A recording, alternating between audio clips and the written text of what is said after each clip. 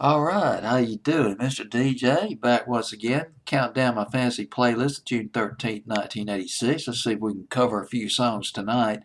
And we're more than halfway up on my fantasy playlist the week of June 13th, 1986.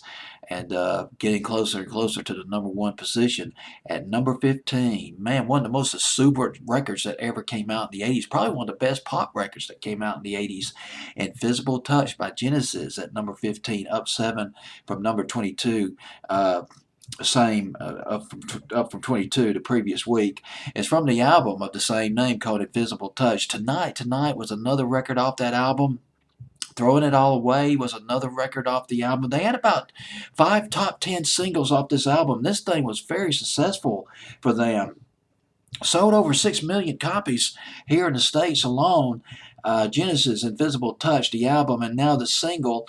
This single originated in a jam session. It was Mike Rutherford. He was playing around with a riff on his guitar, and Bill Collins was improvising on this lyric. She seems to have an invisible touch, and the song just kind of fell together. When Phil Collins listened to the record, he heard some influence of Prince and Sheila E. and the drum machine that was used on the record. I'm thinking that he probably played some drums on there, but he also used a drum machine, and I'll get into the drum machine part in just a minute because these drum machines they fascinate me for some reason, and I'll explain why in just a minute. Anyway, the song knocked out. Well, actually, it went to number one here in the States. Didn't do as well in England though. Went to number 15 in England, but. Peter Gabriel's Sledgehammer knocked Invisible Touch out of the number one spot here in America. That's ironic because Peter Gabriel was the original leader of Genesis before Phil Collins took over in the mid to late 70s. The Lynn drum machine. One of the reasons why I'm really fascinated with the Lynn drum machine is that a lot of people in the 80s, particularly a lot of older people, they just came down on these drum machines. They claimed that it made 80s music sound synthetic, that it lacked soul, it lacked the human texture, it lacked the human passion, and I don't necessarily agree with that, but that was the paradigm that was going around among a lot of people back in the day.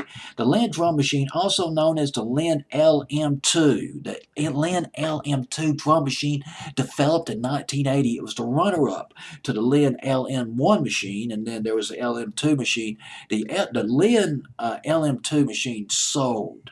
It sold a lot more than the previous drum machine.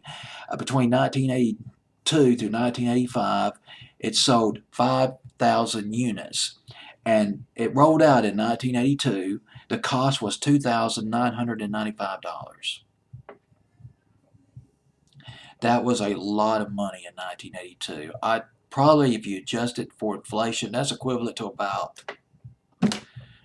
maybe around $15,000, $16,000 in today's currency, maybe $20,000.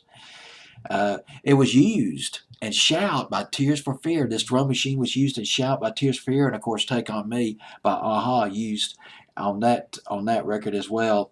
And I guess presumably used on this Genesis record, Invisible Touch.